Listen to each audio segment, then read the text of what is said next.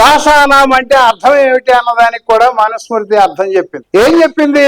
కూలి తీసుకుని బాడుక్కు వచ్చేవాడు, దాసీపుత్రుడు, వేశ్య కొడుకు.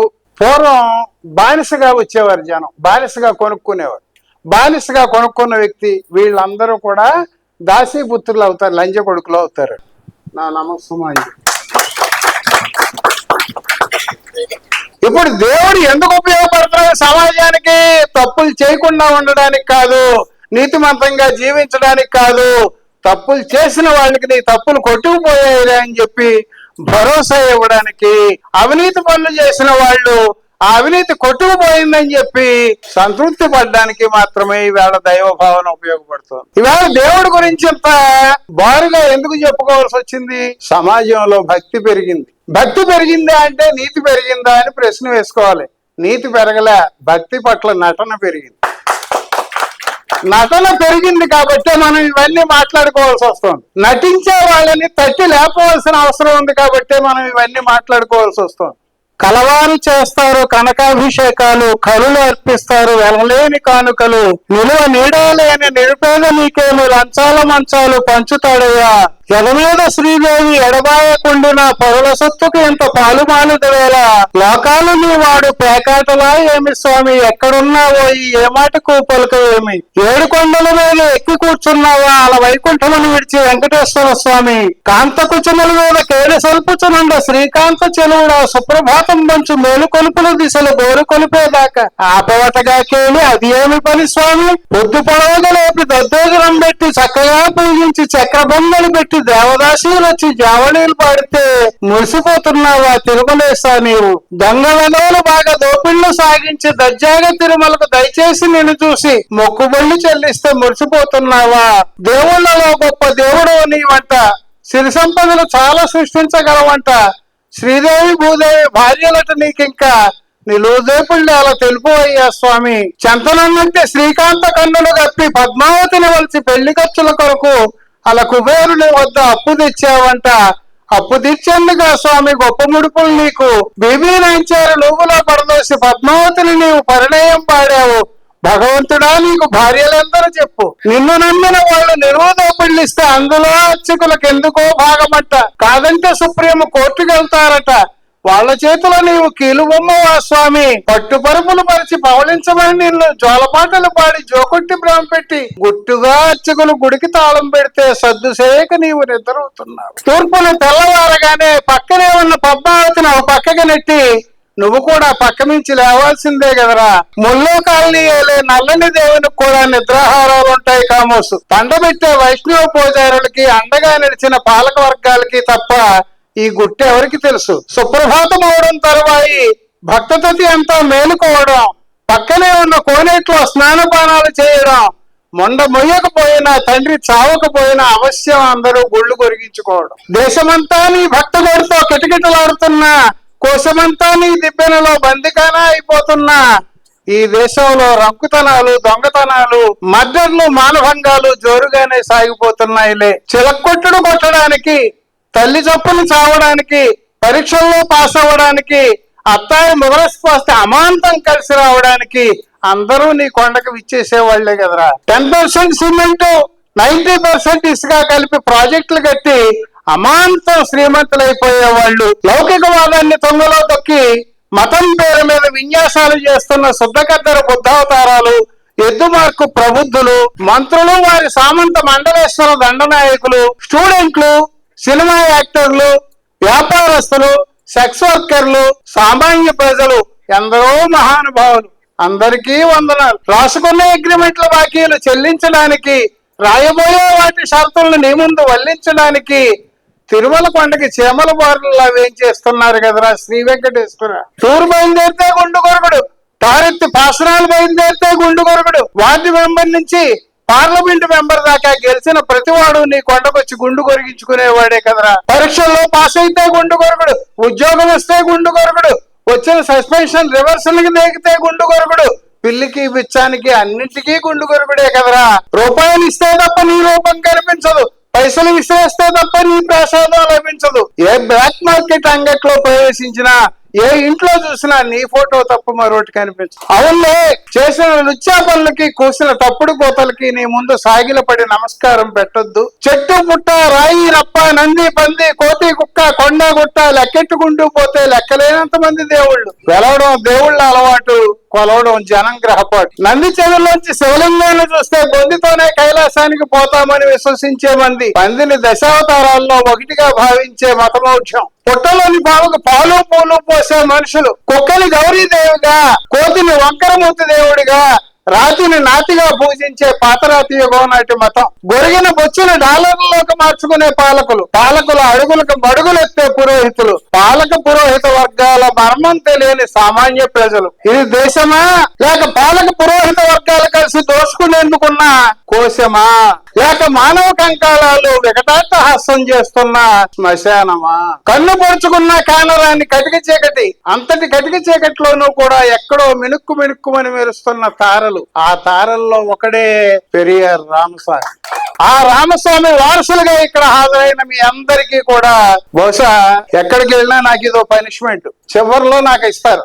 చివరిలో నాకు ఉపన్యాసం ఇచ్చి మీకు టైం ఇచ్చా మాట్లాడండి సార్ అంటారు. వినేవాళ్ళు వింటూ ఉంటారు, లేచి వెళ్ళిపోయే వాళ్ళు వెళ్ళిపోతూ ఉంటారు. ఇంకా వాళ్ళు చూసి నాకు నీరసం వచ్చి 2 గంటలు 3 గంటలు చెప్పాలనుకున్నది 1 గంట చెప్పి ఇంక నేను ముగించేయాలి. ఇవాళ దేవుడి గురించి ఇంత బారుగా ఎందుకు చెప్పుకోవాల్సి వచ్చింది? సమాజంలో భక్తి పెరిగింది. భక్తి పెరిగిందా అంటే నీతి పెరిగిందా అని ప్రశ్న వేసుకోవాలి. నీతి పెరగలే, భక్తి పట్ల నటన పెరిగింది. నటన పెరిగింది కాబట్టి మనం ఇవన్నీ మాట్లాడుకోవాల్సి వస్తుంది. నటించే వాళ్ళని తట్టి లేపవలసిన అవసరం ఉంది కాబట్టి మనం ఇవన్నీ మాట్లాడుకోవాల్సి వస్తుంది. దేవుడు లేకపోతే అని చెప్పి అన్ని ప్రశ్నలు వేస్తారు ఒక్కొక్కళ్ళు. అసలు నీతే ఉండదు. సమాజంలో అవినీతి పెరిగిపోతుంది, విలువలు ఉండవు. దేవుణ్ణి నమ్ముతున్నారు కాబట్టి ఈ సమాజం ఎంతలా అయినా ఉంది, ఈ స్థాయిలో అయినా ఉందని చెప్పి ఉపన్యాసాలు తెచ్చే వాళ్ళకి కొదవలేదు. నేనేమంటానంటే దేవుళ్ళు ఉన్నారు కాబట్టి ఈ సమాజం ఇంత దరిద్రంగా తయారు. 1000 సంవత్సరాలుగా ఉన్న దేవుళ్ళు మనుషుల్ని నీతిమంతులుగా మార్చలేదని చెప్పడానికి ప్రత్యక్ష ఉదాహరణ ఈవేళ మన కళ్ళెదురుగా కనిపిస్తున్న సమాజం. మరి 1000 సంవత్సరాలుగా దైవభావన మనుషుల్లో ఏ మార్పు తీసుకురాలేదా అంటే తీసుకొచ్చింది. ఏం చేసింది? మనుషుల మధ్య విభజన చేసింది. నువ్వు నావాడివి, నువ్వు పరాయి వాడివి అని చెప్పి మనుషుల మధ్య గోడలు కట్టింది. దైవభావన చేసిన ఇంకో పని ఏమిటి? నువ్వు ఎన్ని తప్పుడు పనులన్నా చెయ్యి, నిన్ను ఈ లోకంలో ఉండగా నేనే శిక్షించనని చెప్పింది. ఈ లోకంలో ఉండగా శిక్షించకపోతే మనం భయపడాల్సిన పనే ఉంది. పెరియార్ అదే ప్రశ్నించాడు. నేను తప్పుడు పనులు చేస్తే నాకు 3 రకాల శిక్షలు ఉంటాయి నాకు తెలిసినంత వరకు. ఒక శిక్ష భౌతికంగా ఈ దేశంలో ఉన్న కోర్టులు విధించే శిక్ష. మతం చెప్పే శిక్ష ఏంటి? నువ్వు చచ్చిపోయిన తర్వాత నరకానికి పంపుతానని ఒక శిక్ష చెబితే వచ్చే జన్మలో మళ్ళీ దీన్ని అనుభవిస్తావని చెప్పి ఇంకో శిక్ష చెబుతోంది. ఎవరైనా ఒక తప్పు చేస్తే ఒక శిక్ష విధించడం సహజం. 3 శిక్షల్లో 2 శిక్షలు విధిస్తారన్న భయం ఎవరికీ లేదు. పైగా దేవుణ్ణి నమ్ముకుంటే, దేవుడి ముందు లెంపలు వేసుకుంటే, దేవుడికి పూజలు చేస్తే, దేవుడికి నెత్తి మీద జుట్టిస్తే, దేవుడి హుండీలో డబ్బులు వేస్తే, పుష్కరాల్లో స్నానం చేస్తే, మోకాళ్ళ ప్రార్థన చేస్తే, క్రమం తప్పకుండా నమాజ్ చేస్తే మన పాపాలన్నీ కొట్టుకుపోతాయనేటువంటి నమ్మకాన్ని మాత్రం దేవుళ్ళు అందరూ కల్పించారు. ఇప్పుడు దేవుడు ఎందుకు ఉపయోగపడుతున్నాడు సమాజానికి? తప్పులు చేయకుండా ఉండడానికి కాదు, నీతిమంతంగా జీవించడానికి కాదు, తప్పులు చేసిన వాళ్ళకి నీ తప్పులు కొట్టుకుపోయాయి అని చెప్పి భరోసా ఇవ్వడానికి, అవినీతి పనులు చేసిన వాళ్ళు ఆ అవినీతి కొట్టుకుపోయిందని చెప్పి సంతృప్తి పడడానికి మాత్రమే ఈవేళ దైవ భావన ఉపయోగపడుతుంది. ఈవేళ దేవుడు ఉన్నాడా అన్న ప్రశ్న వేస్తే 10 మందిని అడిగితే 10 రకాల సమాధానం వస్తుంది. ఒక్కో మతస్థుడు ఒక్కో రకం సమాధానం చెబుతాడు. నిజానికి దేవుళ్ళకున్న లక్షణాలన్నీ కూడా మనుషులు ఆపాదించినవే. అసలు ఇంకా లోతుకు పోయి చెప్పాలంటే దేవుళ్ళందరూ మనిషికి పుట్టిన బిడ్డలే. దేవుళ్ళు మనుషులకు పుట్టిన బిడ్డలు కాబట్టి మనుషుల లక్షణాలన్నీ దేవుళ్ళకు ఉన్నాయి. మనం ఎక్కడో ఆటవిక జీవనం గడిపే రోజుల్లో దేవుళ్ళు కూడా అడవుల్లోనే ఉన్నారు. మనం గుహల్లోకి వెళ్ళిన తర్వాత దేవుళ్ళు కూడా మనతో పాటు గుహల్లో లోకంలోకి వచ్చారు. మనం గుడిసెలు వేసుకోవడం మొదలు పెట్టిన తర్వాత దేవుళ్ళకి కూడా గుడిసెలు వేసాం. మనం గుడ్డ కట్టడం నేర్చాక దేవుళ్ళకి గుడ్డ కట్టాం. మనం నూనె దీపం వెలిగించుకోవడం మొదలు పెట్టిన తర్వాత దేవుడి దగ్గర నూనె దీపం పెట్టాం. మనం ఏ పదార్థాలు తిన్నామో ఆ పదార్థాలనే దేవుడికి పెట్టాం. అప్పట్లో మనం మెడలో నగలు ధరించుకోవడం మొదలు పెట్టిన తర్వాత దేవుడి మెడలోకి నగ వచ్చింది. మనం శాశ్వత నిర్మాణాలు చేసుకోవడం మొదలు పెట్టిన తర్వాత దేవుళ్ళకి గుళ్ళు పేరు మీద ఆలయాల పేరు మీద నిర్మాణాలు చేసాం. మనకి విద్యుత్ వచ్చిన తర్వాత దేవుడి గుళ్ళలోకి విద్యుత్ వచ్చింది. మనం పట్టుబట్టలు కట్టుకోవడం మొదలు పెట్టిన తర్వాత దేవుడికి కూడా పట్టుబట్టలు కట్టాం. మనం ఫ్యాన్ ఉపయోగించడం మొదలు పెట్టిన తర్వాత దేవుడి దగ్గర కూడా ఫ్యాన్ పెట్టాం. మనం అలంకరణ చేసుకోవడం మొదలు పెట్టిన తర్వాత సుగంధ ద్రవ్యాలు పూసుకోవడం మొదలు పెట్టిన తర్వాత వాటిని కూడా దేవుడికి ఇచ్చాం. మనం పెళ్లిళ్ళు చేసుకుంటున్నాం కాబట్టి దేవుడికి కూడా పెళ్లిళ్ళు చేశాం. మనకి పెళ్లి చేసుకున్న తృప్తి లేక ఉంపుడు గత్తెలు కావాలనుకుంటున్నాం కాబట్టి దేవుళ్ళకి కూడా ఉంపుడు గత్తెలు నాటగట్టాం. మనకి మగపిల్లలు అంటేనే ఇష్టం కాబట్టి దేవుళ్ళకి కూడా మగపిల్లలు మాత్రమే పుట్టినట్టు చెప్పాం తప్ప ఏ దేవుడికి ఆడపిల్ల పుట్టలే. మన కోపం ఉంది, రౌద్రం ఉంది, ఏదో మీద కోపం వస్తే కక్ష సాధించాలనేటువంటి తపన ఉంది. అట్ ది సేమ్ టైం మనకి జాలి ఉంది, కరుణ ఉంది. ఈ లక్షణాలన్నింటినీ కూడా దేవుడికి అంటగట్టాం. హత్యలు చేయని దేవుడు ఎక్కడ మనకు కనిపించడు. ఎన్నో పక్క కరుణిస్తానని చెబుతూనే హత్యలు చేస్తారు దేవుళ్ళందరూ. బైబిల్లో పాత నిబంధనలో యెహోవా దేవుడు చేసిన హత్యలు మొత్తం 28,27,364. నా పుస్తకాల్లో రెఫరెన్స్లతో సహా ఇచ్చాను. అంటే సుమారు 29 లక్షల మందిని చంపినటువంటి వాడిని దేవుడు అని కొలవాలి. మనం మనుషులం కాబట్టి మన రూపంలో దేవుడిని ప్రతిష్ఠించాం. మనకంటే దేవుడు గొప్పవాడని చెప్పాలి కాబట్టి మనకి 2 చేతులుంటే ఆయనకి 4 చేతులు తగిలించాం. ఇంకా చాలా గొప్పవాడు, తెలివైన వాడని చెప్పాలి కాబట్టి మనకు ఒక బుర్ర, దాంట్లో ఒక మెదడు ఉంటే ఆయనకు 3 బుర్రలు 3 మెదళ్ళు పెట్టి మనం నేల మీద జీవిస్తున్నాం. ఆయన మనకంటే ఉన్నతమైన స్థానంలో జీవిస్తాడు కాబట్టి ఆయన తీసుకెళ్లి కొండల మీద, గుట్టల మీద పెట్టి మనం మామూలుగా ప్రార్థన చేస్తే ఆయన సులభంగా మనల్ని కరుణించడం అని చెప్పి భావన మనలో ఉన్న కారణంగా కొండల మీద కూర్చోబెట్టిన దేవుడి దగ్గరికి నేను మోకాళ్ళ మీద నడిచి వస్తానని చెప్పి మనం మొక్కుతున్నాం. మోకాళ్ళ మీద నడిస్తే మోకాళ్ళు కొట్టుకుపోయి రక్తం వస్తుంది తప్ప దానివల్ల ఉపయోగం. ఎందుకని నేను చెప్పొచ్చేది ఏమిటంటే, ఒకవేళ ఈ భూమి మీద మానవ జాతి అంతరిస్తే దేవుళ్ళు కూడా చచ్చిపోయినట్టే. ఎందుకంటే మానవ జాతి అంతరించి ఈ భూమి మీద ఇతర జీవజాతులు గనక పెరిగితే అవి ఉన్నప్పటికీ కూడా ఈ దేవుళ్ళతో వాటికి పని లేదు. అందుకు ఆ ఇతర జీవజాతులందరినీ కూడా మనం అభినందించాలి. నేను అందుకే ఇటీవల ఒక వీడియో చేస్తూ కామెంట్ చేశా. చాలా మంది ఇతర గ్రహాల మీద ఎక్కడైనా జీవం ఉంటే వాళ్ళు మనకంటే తెలివైన వాళ్ళైతే వాళ్ళు భూమి మీదకి వస్తే వచ్చే అవకాశం ఉంటుంది కాబట్టి మనం వాళ్ళని చూడొచ్చు అని చెప్పి కళ్ళగంటున్న వాళ్ళు ఉన్నారు. ఈ మధ్య 3A అట్లాస్ గురించి చాలా కథనాలు వచ్చాయి సోషల్ మీడియాలో, మీరు అందరూ చూస్తుంటారు. ఒకవేళ నిజంగా మనకంటే తెలివైన జీవజాతులుండి ఏలియన్స్ ఎవరైనా ఈ భూమి మీదకి రావడం తటస్థిస్తే వాళ్ళు ముందుగా వాళ్ళ వచ్చిన గ్రహానికి పంపే మెసేజ్ ఏమిటంటే, భూమి మీద మనుషులు అనే వాళ్ళు ఉన్నారు కానీ ఇంకా వాళ్ళ మెదళ్ళు పరిపక్వత చెందలేదు. ఎందుకంటే దేవుళ్ళు దెయ్యాల పేరు మీద వాళ్ళు ఇంకా ఇక్కడ కొట్టుకు చేస్తున్నారు అని చెప్పి మెసేజ్ పంపుతారు. అంతకు మించి ఏం జరగదు మనకంటే తెలివైన వాళ్ళు వస్తే. దీనికి మనమే సిగ్గుపడ్డాలా? నా దేవుడు గొప్ప, నా దేవుడు గొప్ప, నా దేవుడు గొప్ప అని చెప్పి నిత్యము తగులు అడుకుంటూనే ఉన్నాం. ఈ దేశంలో రాజ్యాంగం వచ్చింది.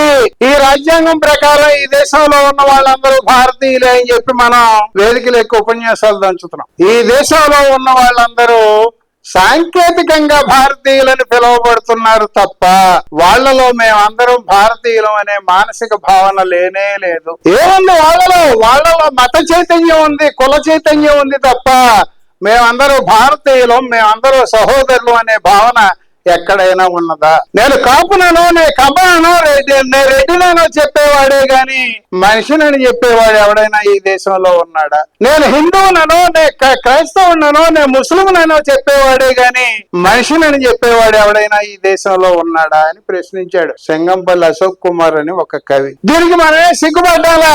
నా కులం గొప్పది, నా కులం గొప్పది అని చెప్పి కుల సంఘాలు పెట్టుకుని మరీ ఊరేగు, నా మతం గొప్పది, నా మతం గొప్పది అని చెప్పి ఊరేగుతున్నాం. నా మతం ఈ దేశంలో మెజార్టీగా ఉంది కాబట్టి మెజారిటీ మతాన్ని మిగతా మతాలు ఫాలో అవ్వాల్సిందే, లేకపోతే వాళ్ళు ఈ దేశం విడిచిపోవాలని చెప్పి కామెంట్లు చేస్తున్నాం సిగ్గు లేకుండా. వాళ్ళు మనతో పాటుగా పుట్టిన వాళ్లే ఈ నేల మీద అనే స్పృహ మనకు ఉన్నదా? నేతల ప్రతాప్ కుమార్ అని చెప్పి ఒక దళిత కవి ఆవేదనగా చెప్పాడు, నేను చిన్నప్పుడు రోజు స్కూల్లో భారతీయులందరూ నా సహోదరులని చేసిన ప్రార్థన నేను పెద్ద అయ్యాక మారిపోయింది. ఎందుకంటే భారతీయులందరూ నా సహోదరులు కాదు, నా కులం వాళ్ళు మాత్రమే నా సహోదరులు. నిన్నగాక మొన్న కార్తీక మాసం వస్తే, దీపావళి వస్తే కార్తీక వన భోజనాలు జరిగినాయి. ఎక్కడ చూసినా కుల భోజనాలే జరిగినాయి తప్ప అన్ని కులాలు కలిసి భోజనం చేసిన సంఘటనలు ఎక్కడా జరగలే. ఇవాళ చాలా మంది మేధావులు అనబడేవారు కూడా సోషల్ మీడియాలో అప్పుడప్పుడు కామెంట్లు పెడుతున్నారు, ఇంకా ఈ దేశంలో కులం ఎక్కడ ఉంది, నాస్తికులు హేతువాదులు కుల వ్యవస్థ మీద మను వ్యవస్థ మీద పడి ఏడుస్తూ ఉంటారని చెప్పి కామెంట్లు పెడుతున్నారు. ఈ దేశంలో కులం ఉన్నమాట వాస్తవమా కాదా? బస్సులోన బడిలోన కుశల ప్రశ్న రాదు కులము తప్ప, క్రూర మృగము మిన్న కటిక మనిషి కన్నా అన్నాడు ఒక కవి, గోపి చంద్రరావు, ఆయన పేరు మీరు వినే ఉంటారు. ఎవరైనా బస్సులో పక్క సీట్ లో కూర్చుంటే వాడు కులం అడిగేంత వరకు మనకి మనశ్శాంతి ఉండదు. వాడు ఒకవేళ కులం పేరు చెబితే మీ ఇంటి పేరు ఏంటండి అని అడుగుతాం, మళ్ళీ అదొక దురద. పొరపాటున వాడు మన కులం వాడైతే ఒక్కసారి కౌగిలించుకోవాలనిపిస్తుంది. కాదు వేరే కులం వాడని తెలిస్తే వీడు మనవాడు కాదులే అనే భావన. అసలు ఈ దేశంలో కులం ఎక్కడుందని ప్రశ్నించే వాళ్ళు ఏం చెబుతున్నారు కారణం దానికి? ఇవాళ కులాంతర వివాహాలు చాలా జరుగుతున్నాయి. కులాంతర వివాహాలు జరుగుతున్న రోజుల్లో ఇంకా కులం పేరు మీద దాడి చేయడం ఎంతవరకు సమంజసం అని ప్రశ్నిస్తున్నారు. వాడు కులాంతర వివాహాలన్నీ తల్లిదండ్రుల ఆమోదంతో జరుగుతున్నాయా? మీరు మా పెళ్లికి ఒప్పుకోకపోయినా మేము ఇంట్లోంచి బయటకు వెళ్ళి పెళ్లి చేసుకుంటామని చెప్పి జడిపిస్తేనో, ఆ అమ్మాయిని తప్ప నేను మరి ఒకరు ఎవరిని చేసుకోనని చెప్పి భయపెడితేనో గత్యంతరం లేని స్థితిలో తల్లిదండ్రులు ఆమోదిస్తున్న కేసులు ఎక్కువ ఉంటున్నాయి తప్ప ఇప్పుడు జరుగుతున్న కులాంతర వివాహాలన్నీ తల్లిదండ్రుల ఆమోదంతో, ఇరుపక్షాల ఆమోదంతో జరుగుతున్నవి కానే కావు.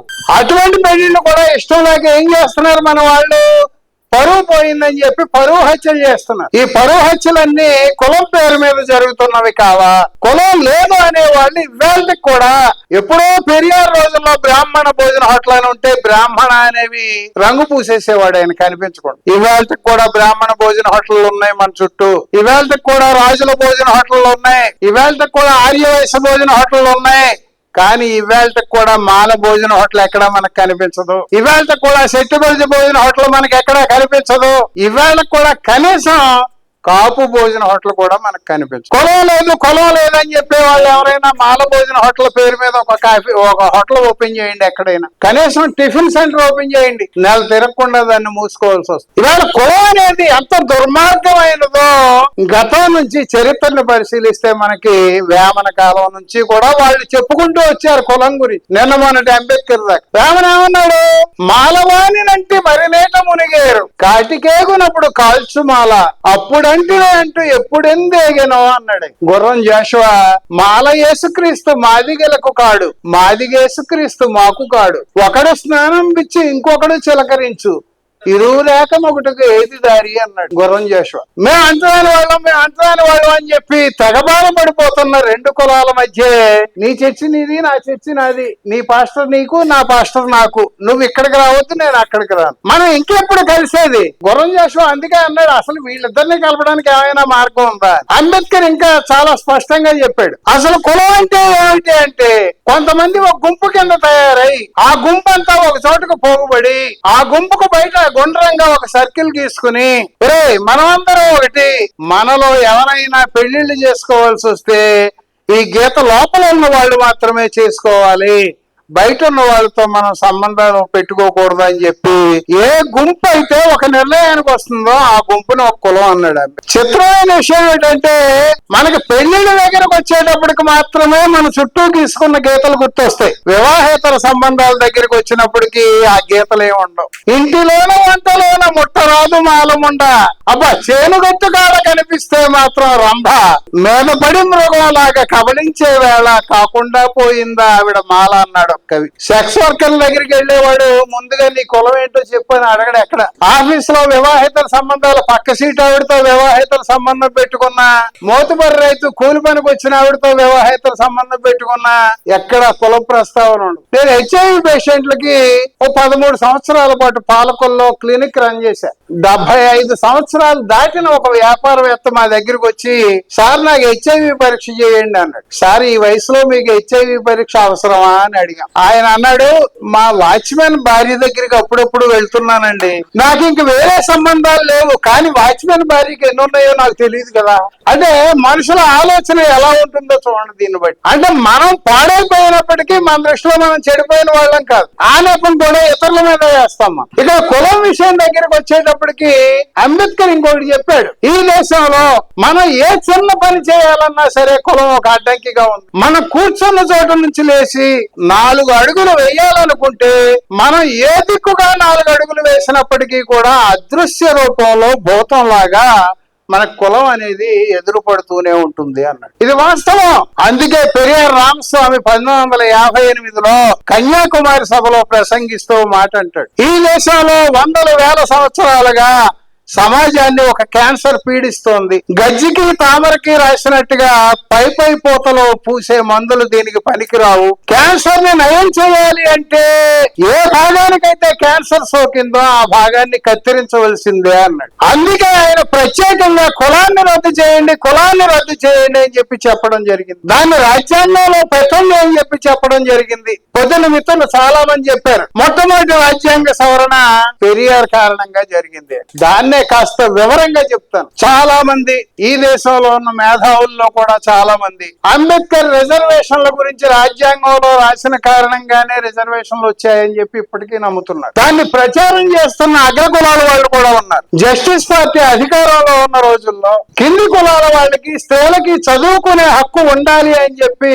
విద్యాలయాల్లో కూడా రిజర్వేషన్లు తీసుకొస్తూ వాళ్ళకి చదువుకునే హక్కును కల్పిస్తూ చట్టం తీసుకురావడం జరిగింది. ఎప్పుడైతే మన రాజ్యాంగం ఉనికిలోకి వచ్చిందో ఆ రాజ్యాంగంలోని ఆర్టికల్ 15 ఏం చెబుతోంది, ఈ దేశంలో ఉన్న పౌరులందరూ కూడా సమానమే, ఒకరు ఎక్కువ కాదు ఒకరు తక్కువ కాదు, వాళ్ళందరికీ కూడా అన్ని హక్కులు సమానంగా ఉంటాయని చెప్పి చెబుతోంది ఆర్టికల్ 15. రాజ్యాంగం ఉనికిలోకి వచ్చిన తర్వాత రాజ్యాంగ రచనలో కీలక పాత్ర పోషించిన అల్లాడి కృష్ణస్వామి అయ్యరు రిజర్వేషన్లకి వ్యతిరేకంగా కోర్టులో వకాల్తా పుచ్చుకుని వాదించాడు. ఎందుకు వాదించవలసి వచ్చింది? పెరియార్ ఏమన్నాడు, రాజ్యాంగం కారణంగా రిజర్వేషన్లు పోయాయి, కింది కులాల వాళ్ళకి ప్రత్యేక సౌకర్యాలు ఏర్పాటు చేయడానికి అవకాశం లేకుండా పోయింది. ఎందుకంటే ఈ దేశంలో ఉన్న పౌరులందరినీ రాజ్యాంగం సమానంగా భావిస్తోంది కాబట్టి. కులంతో నిమిత్తం లేకుండా, లింగంతో నిమిత్తం లేకుండా పౌరులందరూ సమానులే అని చెప్పి చెబుతోంది కాబట్టి అల్లాడి కృష్ణస్వామి అయ్యర్ లాంటి వాళ్ళు కోర్టులో వాదిస్తే, అవును రాజ్యాంగం ఉనికిలోకి వచ్చిన తర్వాత ప్రత్యేక రిజర్వేషన్లు అవసరం లేదని చెప్పి కోర్టులు కొట్టేశాయి. దాని మీద అంబేద్కర్ ని ప్రశ్నించారు కొంతమంది, రిజర్వేషన్లు పోవడానికి నువ్వు తీసుకొచ్చిన రాజ్యాంగమే కారణం అని. ఇటువంటి సంఘటనలు జరగబట్టే అంబేద్కర్ స్టేట్మెంట్ ఇచ్చాడు, రాజ్యాంగ రచనా పరిషత్తులో నేను చైర్మన్ పదవిలో కూర్చున్నప్పటికీ నా చేత్తో రాయించింది మాత్రం అగ్రకులాలే అని చెప్పాడు. అసలు అంబేద్కర్ లేకపోతే ఈ దేశంలో ఉన్న పౌరులందరూ సమానం అనేటువంటి పదం కూడా రాజ్యాంగంలోకి వచ్చి ఉండేది కాదు. ఎందుకు అంటే తిలక్ లాంటి వాళ్ళు అప్పటికే ప్రశ్నించారు, ఏమిటి అందరికీ చదువుకునే హక్కు ఉండాలా, అందరికీ ఎన్నికల్లో పోటీ చేసే హక్కు ఉండాలా, అందరికీ ఓటు హక్కు ఉండాలా, చాకలు వాడు కత్తులు పట్టుకుని, వ్యవసాయం చేసేవాడు నాగళ్లు పట్టుకుని చట్టసభల్లోకి వస్తారా అని చెప్పి తిలక్ లాంటి వాళ్ళు అడిగి, అంబేద్కర్ తనని ప్రశ్నించినప్పుడు అదే చెప్పాడు, కోర్టులు కొట్టేశాయి రిజర్వేషన్లను. అల్లాడి కృష్ణస్వామి అయ్యారు అవతల పార్టీ వాళ్ళ తరఫున, అంటే ఆయన రాజ్యాంగ రచనలో కీలక పాత్ర పోషించిన వ్యక్తి. ఆయన కారణంగా రిజర్వేషన్లు పోతే అంబేద్కర్ ని ప్రశ్నిస్తే అన్నాడు, కోర్టు తీర్పుని నేను శిరసా వహించడం మినహా నేనేమీ చేయలేను, కానీ కోర్టు తీర్పుని నేను ఆమోదిస్తున్నానని మాత్రం మీతో నేను చెప్పలేను. పెరియారు రిజర్వేషన్లు కల్పించడానికి ఆర్టికల్ 15 అడ్డంకిగా ఉందని చెప్పి ఉద్యమం లేవదీసిన కారణంగానే తమిళనాడులో ఆ ఉద్యమాన్ని అణచడం కోసం గత్యంతరం లేని పరిస్థితుల్లో కేంద్ర స్థాయిలో చర్యలు తీసుకుని వాళ్ళు మొట్టమొదటి సవరణని 1951లోనే చేసి ఆర్టికల్ 15లో మళ్ళీ 4వ సెక్షన్ ని చేర్చి కులాల ఆధారంగా, కులాల వెనుకబాటు ఆధారంగా, అంటే విద్య సాంస్కృతిక వెనుకబాటు ఆధారంగా కొన్ని ప్రత్యేక సౌకర్యాలు కల్పించడానికి భారతీయులందరూ సమానమే అనే భావన వర్తించదు అని చెప్పి ఇంకో క్లాజ్ పెట్టి సవరణ చేయడం జరిగింది. అది కేవలం పెరియార్ కారణంగానే జరిగింది. అంతటి దూరదృష్టితో పెరియార్ ఆ రోజుల్లో కుల వ్యవస్థను చూశాడు. ఇవాళ కుల వ్యవస్థని మనస్ఫూర్తిగా సమర్థిస్తూ భవిష్యత్తులో మనరాజ్యం తీసుకురావాలని తాపత్రయపడుతున్న భారతీయ జనతా పార్టీ కూడా ఎస్సీ ఎస్టీ విభాగం అనేది ఒకటి ఉండి పనిచేస్తోంది అంటే మనందరం సిగ్గుతో తలదించుకోవాలి. ఎస్సీ ఎస్టీలు అయ్యుండి బీజేపీ లాంటి పార్టీలకి అనుబంధ విభాగాలుగా పనిచేస్తున్నారు కొంతమంది మత ప్రచారకులు అయితే సోషల్ మీడియాలో హమారా ప్రసాద్ లాంటి వాళ్ళు అంబేద్కర్ మీద ఏ స్థాయిలో బురద జిల్లుతున్నారో మీకు అందరికీ తెలుసు. కొంతమంది దారుణంగా కింది కులాల నుంచి వచ్చిన వాళ్ళు కూడా అంబేద్కర్ బతికున్న రోజుల్లో నేనే బతికున్నట్లయితే నేనే అతన్ని హత్య చేసేవాడిని, గాంధీ బతికున్న రోజుల్లో నేను ఉన్నట్లయితే నేనే గాంధీని హత్య చేసేవాడిని, ఇలాంటి స్టేట్మెంట్లు కూడా ఇస్తారు. గాంధీది, అంబేద్కర్ది, పెరియార్ది వాళ్ళు సమకాలికులు అయినప్పటికీ కూడా కొన్ని విషయాల్లో వాళ్ళ మధ్య విభేదాలు ఉన్నాయని మనం అంగీకరించాలి. ఎవరి పాత్ర వాళ్ళు పోషించారు, ఎవరి స్థాయిలో వాళ్ళు పోషించారు. కులం దగ్గరికి వచ్చేటప్పటికి మనం గాంధీని పూర్తిగా నమ్మడానికి లేదు. అందుకే అంబేద్కర్ చాలా స్పష్టంగా ప్రశ్నించాడు, నువ్వు కోమటివి, నువ్వు వెళ్ళి వ్యాపారం చేసుకో మనుస్మృతి ప్రకారం, రాజకీయాల్లోకి ఎందుకు వచ్చావని చెప్పి నిలదీశాడు. ఇవాళ చాలా మందికి మన చుట్టూ ఉన్న వాళ్ళకి అసలు కుల ప్రభావం ఈవేళ ఈ రోజుల్లో ఉందా లేదా అనే విషయం మీద అవగాహన ఉందా?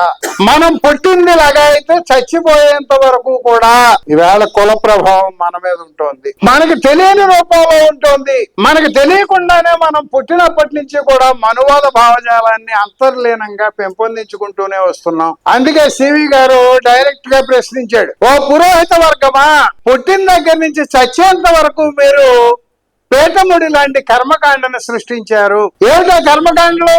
గర్భాధానం లగాయతు, మనం మరణ పర్యంతం, మరణించిన తర్వాత చేసేటువంటి మరణానంతర క్రియల వరకు కూడా మనం ఏ కులానికి చెంది ఉన్నామన్న దాన్ని బట్టి మన కులంలో జరిపే క్రతువుల్ని బ్రాహ్మణుడు నిర్వహిస్తాడు. ఆ విషయం ఎంతమందికి తెలుసు? మనందరం పైకి మాత్రం గొప్పగా చెప్పుకుంటున్నాం, మనందరిలో ఉండే రక్తం ఒకటే, మనందరం ఒకలాగే పుడుతున్నాం, మనందరం ఒకలాగే గాలి పీలుస్తున్నాం, మనందరం ఒకలాగే నీళ్లు తాగుతున్నాం, తేడా ఏముంది అని చెప్పి అనుకుంటున్నాం. కానీ పుట్టిన దగ్గర నుంచి చచ్చేంత వరకు నిర్వహించే ప్రతి క్రతువులోనూ కూడా కులాన్ని బట్టి వైరుధ్యాలు ఉన్నాయి. కులాన్ని బట్టి ఏ రోజు మంచిది ఏ రోజు చెడ్డది అనే తేడా ఉంది. కులాన్ని బట్టి ఎవరి జాతకం ఎలా చూడాలి అనే తేడా ఉంది. పెళ్లిళ్ళు చేసుకుంటే జాతకాలు చూస్తారు కదా, అది. కులాన్ని బట్టి ఎవరు చచ్చిపోతే మహిళ వాళ్ళకి ఎన్ని రోజులు ఉంటుందనే దాని మీద తేడా ఉంది. ఎవరైనా ఇంట్లో చచ్చిపోతే వాళ్ళు తంతుని ఏ రకంగా నిర్వహించాలనే విషయం మీద కూడా కులాన్ని బట్టి తేడా ఉంది. ఆ మాటకు వస్తే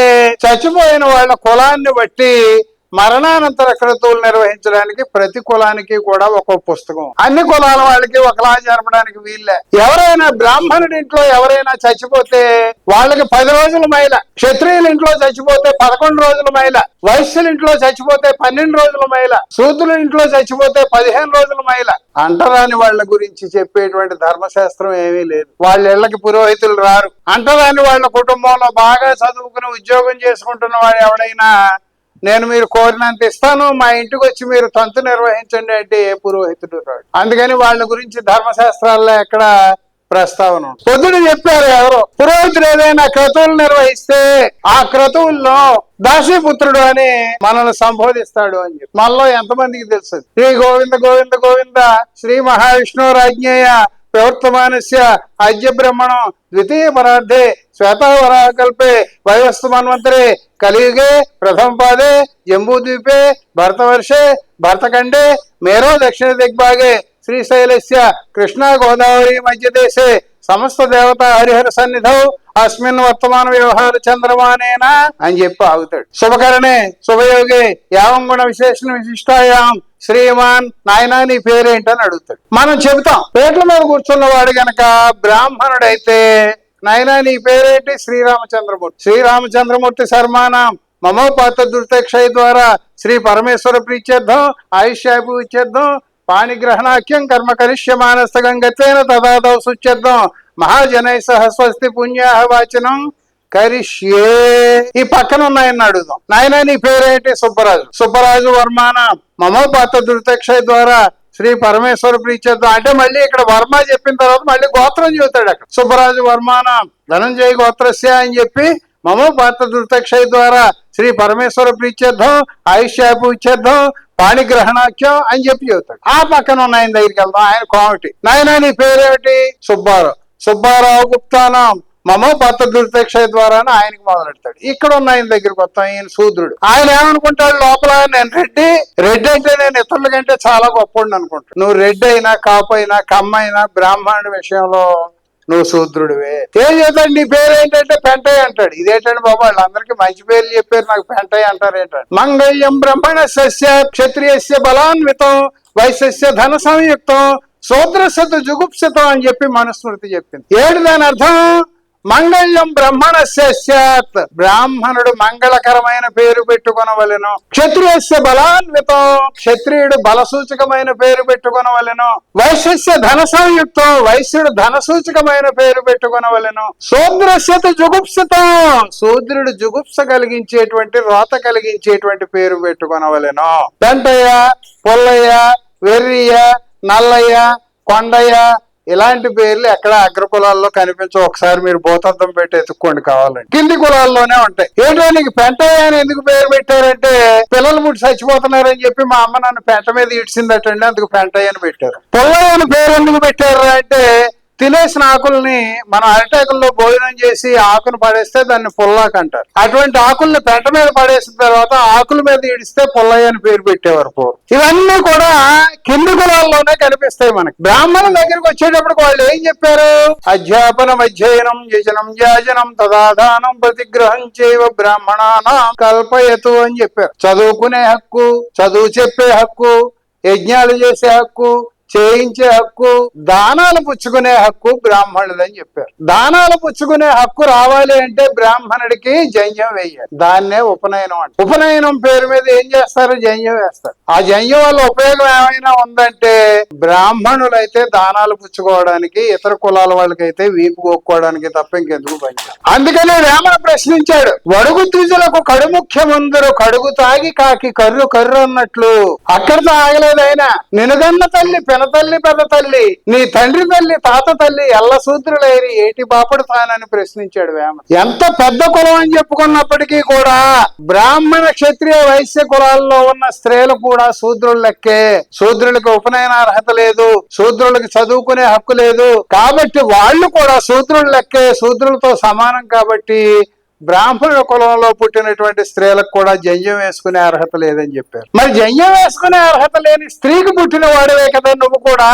నీ తల్లికి జంధ్యం లేదు, నీ తల్లికి జంధ్యం లేదు, నీ తండ్రి తల్లికి జంధ్యం లేదు, నీ తాత తల్లికి జంధ్యం లేదు. వాళ్ళకి పుట్టిన నీకు జంధ్యం వేసుకుని నేను ద్విజుడిని అని ఎలా చెబుతావు? ద్విజుడు అంటే ఏంటి? రెండు జన్మలు ఎత్తినవాడు అని అర్థం. అంట ద్విజ అంటే, ద్విజ అంటే రెండు జాలని అర్థం. రెండు జాలంటే రెండు జన్మలు ఎత్తినవాడు అని అర్థం. మరి వాళ్ళందరూ ఒక జన్మ ఎత్తిన వాళ్ళైతే వాళ్ళకి పుట్టిన నీవు రెండు జన్మలు ఎత్తుకెత్తావురా అబ్బాయి, ఎలా ఎత్తావు నువ్వు? పోగుతోనే తాను భూషణుడైనచో పోగుతోనే ఆగిపోయిన పలుపు వేసుకున్న పరమేశ్వరుడు కాదే అంటాడు. నువ్వు దోళ్ళ కడతాం ఇంతంత లావుతాడు, నువ్వు సన్నగా దారం కట్టుకుంటేనే 2 సార్లు జన్మలు ఎత్తిన వాడు అవుతున్నావు కదా, ఈ భూమి మీద దేవుడితో సమానుడు అవుతున్నావు కదా. మరి అటువంటిప్పుడు జంధ్యంతో ఆగిపోవడం ఎందుకో? పలుపుతాడు కట్టుకోరా నాయన, నువ్వు ఏకంగా డైరెక్ట్ గా దేవుడికి సమానం అవుతావు. ఇక్కడికి వచ్చేటప్పుడు మంత్రాల్లో ఏం చెబుతాడు? నాయన నీ పేరు ఏంటంటే పెంటయ్య అంటాడు. పెంటయ్య అంటే అక్కడ అర్థం ఏంటి? పెంటయ్యకి ఏం చెబుతాడు?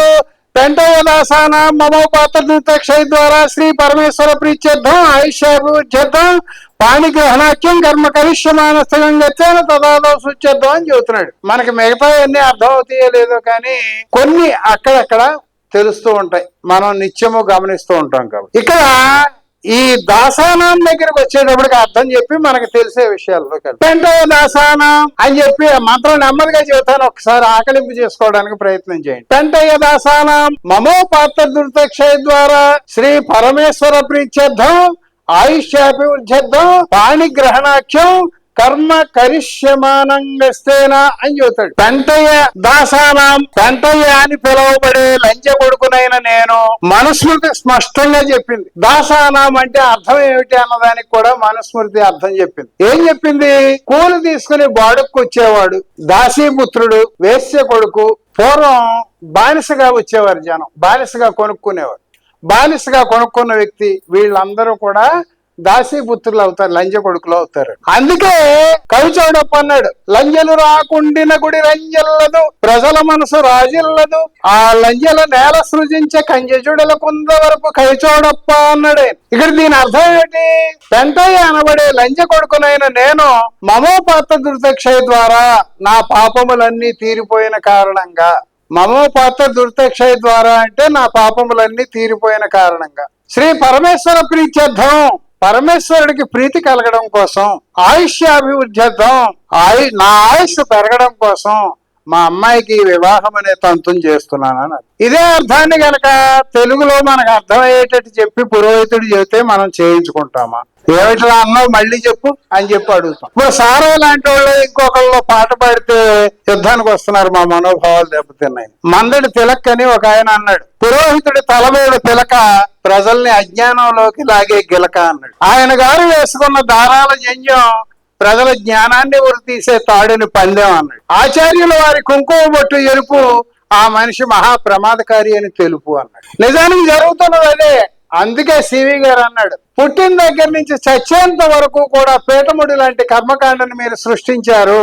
బిడ్డ పుడితే పుత్రోత్సవం, పుట్టగానే జాతకర్మ, పేరు పెడితే నామకరణోత్సవం, అన్నం ముట్టిస్తే అన్నప్రాసన, స్కూల్లో చేరిస్తే అక్షరాభ్యాసం, నూనూగు మీసాల వయస్సులో ఉపనయనం, అమ్మాయి పెద్ద మనిషి అయితే రజస్సులోత్సవం, పెళ్ళైతే కళ్యాణ మహోత్సవం, గదులకు పంపితే గర్భాధానం, కడుపు వస్తే సీమంతం, నూతులో చాద వేస్తే బారసాల, కంటే ప్రసవం, చస్తే అంత్యక్రియలు, ఆ పైన ప్రతిరోజు నిత్యకర్మ, 3వ రోజున చిన్న దినం, 11వ రోజున పెద్ద దినం, ఆ పైన నెల తిరగగానే మాసికం, ఆ పైన 6 నెలలు తిరగగానే ఉషాఢ మాసికం, ఆ పైన ఏడాది తిరగగానే సంవత్సరేకం, ఆ పైన ప్రతి ఏడాది కూడా తద్దినం పేరుతో బతుకున్న వాళ్ళనే కాక చచ్చిన వాళ్ళ వారసుల్ని కూడా పీక్కు తింటున్న ఓ పురోహిత వర్గమా, నీ పేరు సోంబేరితనమా అన్నాడు. మనం పుట్టిన దగ్గర నుంచి ఇన్ని రకాల తంతులు జరుగుతున్నాయని మనకు తెలియదు, ఏం చెబితే తప్ప. ప్రతి తంతులోనూ కూడా మన కులాన్ని బట్టే అక్కడ చేసేటువంటి తంతు ఆధారపడి ఉంటుంది.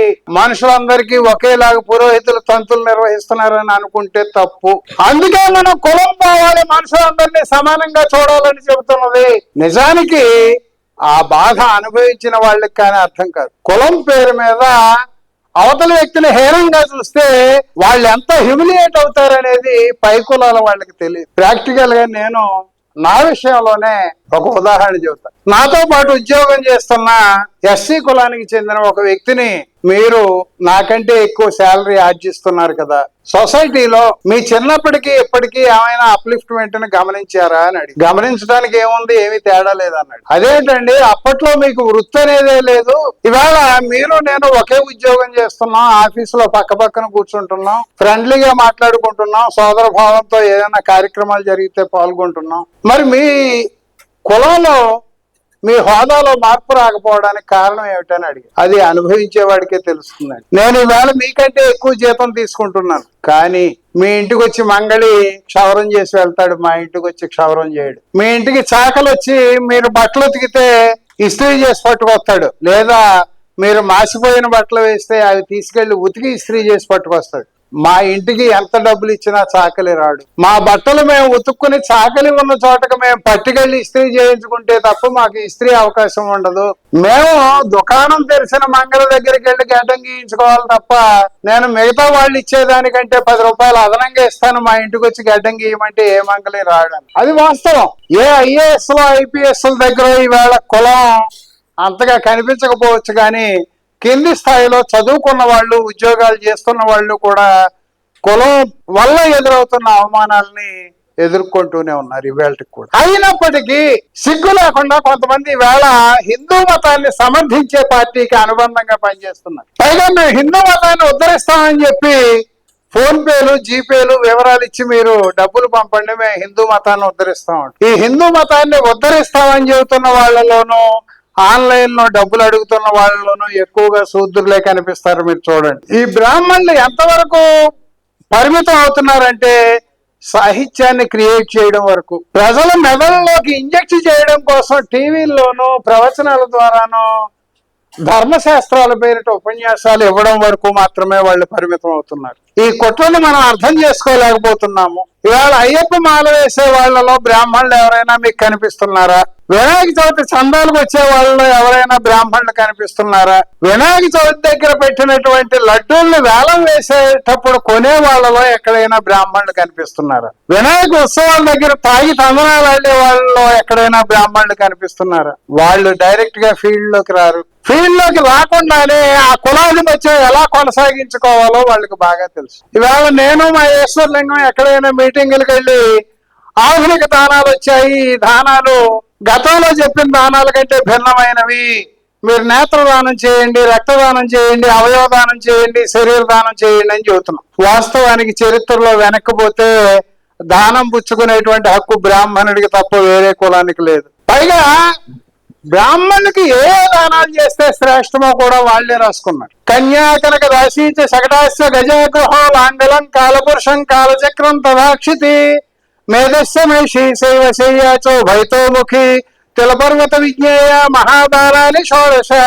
నాయన, బ్రాహ్మణులకు నువ్వు ఈ 16 దానాలు కనుక చేసినట్లయితే నీకు అంతకి ఎన్నో రెట్లు ఫలితం దక్కుతుంది. ఏటో 16 దానాలు?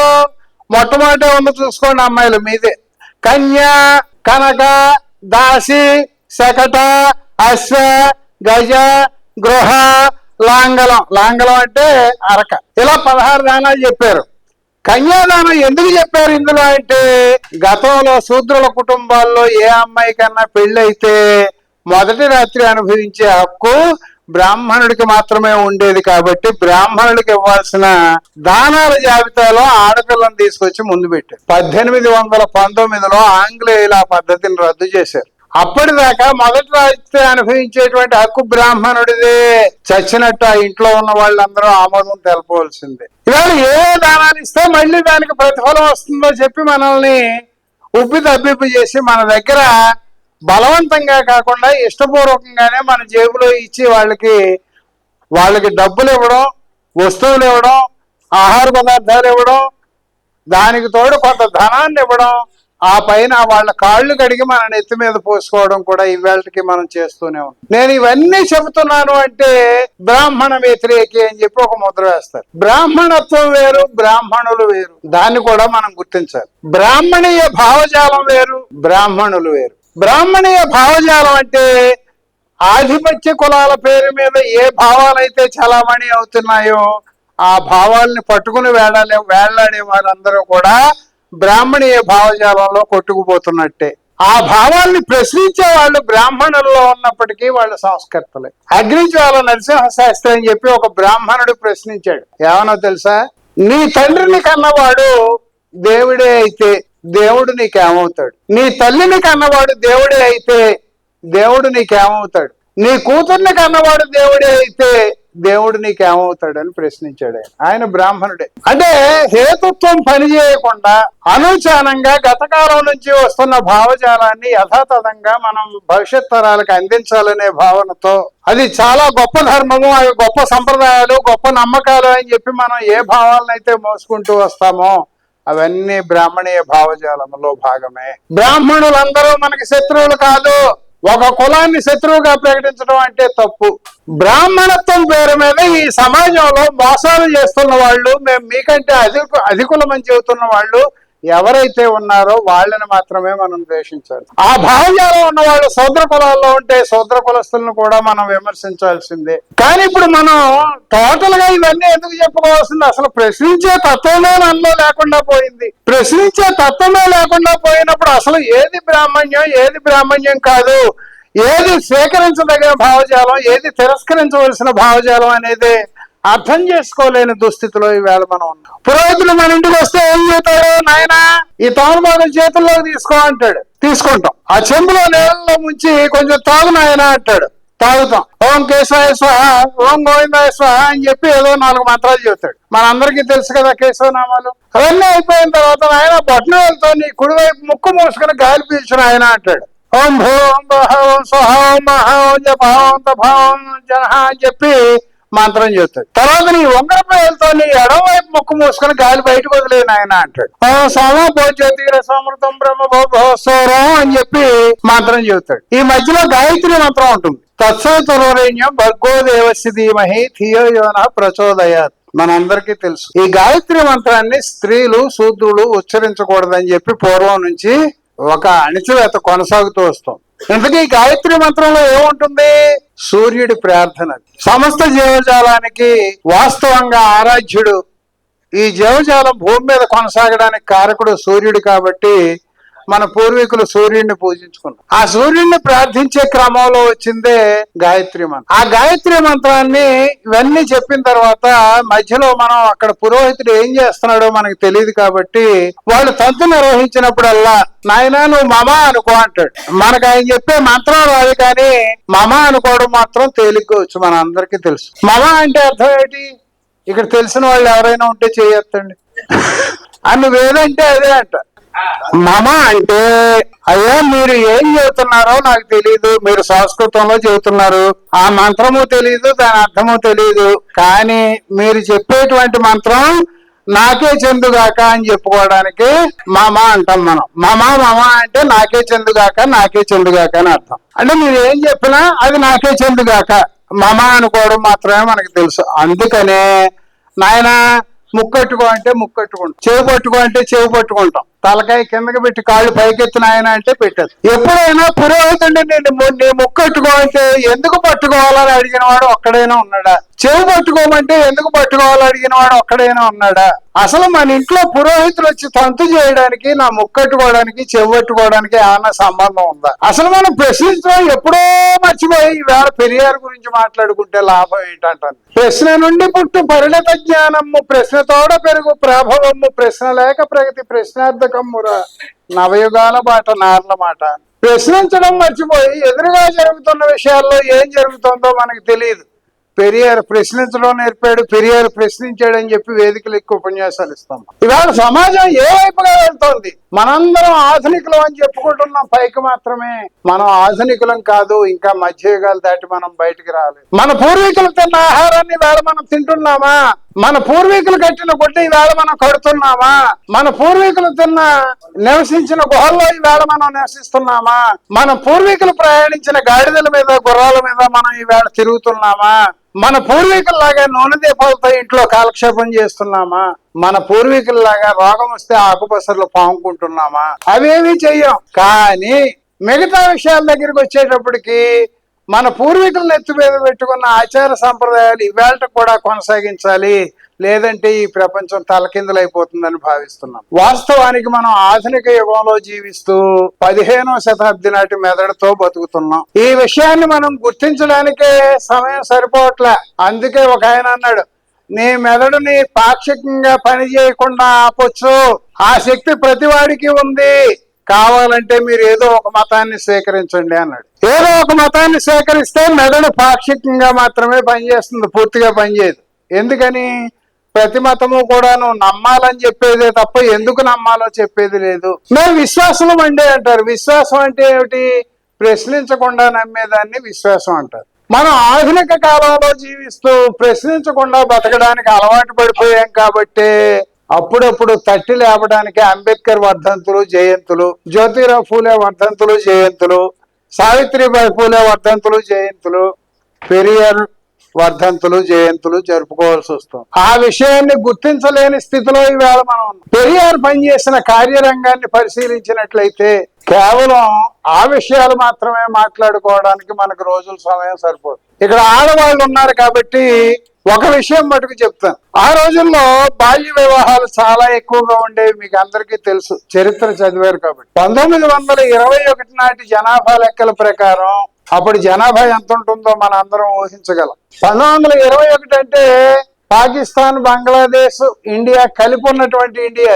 ఆ రోజుల్లోనే 15 సంవత్సరాలు అప్పుడే పుట్టిన బిడ్డలాగా అయితే 15 సంవత్సరాల వయసు ఉన్నటువంటి ఆడపిల్లల్లో పెళ్లి అయిపోయి భర్త చచ్చిపోయిన వాళ్ళ సంఖ్య 16 లక్షలు ఉంది 15 ఏళ్ల లోపు. చిత్రం ఏంటంటే అప్పుడే పుట్టి ఏడాది లోపు వయసున్న పిల్లల సంఖ్య, విధవరాల సంఖ్య 597.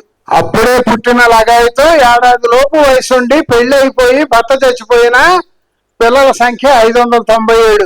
ఏడాది నుంచి 2 ఏళ్ల లోపు వయసుండి భర్తలు చచ్చిపోయిన వాళ్ళ సంఖ్య 594. అంటే అసలు పెళ్లి అంటే ఏమిటో తెలియకుండా పెళ్లి అయిపోయి వాళ్ళకి యుక్త వయసు వచ్చేటప్పటికి పెళ్లి అయింది, భర్త చచ్చిపోయాడన్న విషయం కూడా తెలియకుండా ఉండేటువంటి రోజుల్లో పెరియార్ అక్క కూతురు 10 సంవత్సరాల వయసులో విధవరాలైంది. పెద్ద చెల్లి కూతురు 10 సంవత్సరాల వయసులో విధవరాలైంది. ఆ అమ్మాయి పెరియార్ దగ్గరికి వచ్చి అడిగిందట, మామయ్య నాకు పెళ్లి చేయమని నేను అసలు ఎవరినైనా అడిగానా అని ప్రశ్నించింది. దానికి ఎవరైనా సమాధానం చెప్పగలరా? ఆ తరువాత తన పత్రిక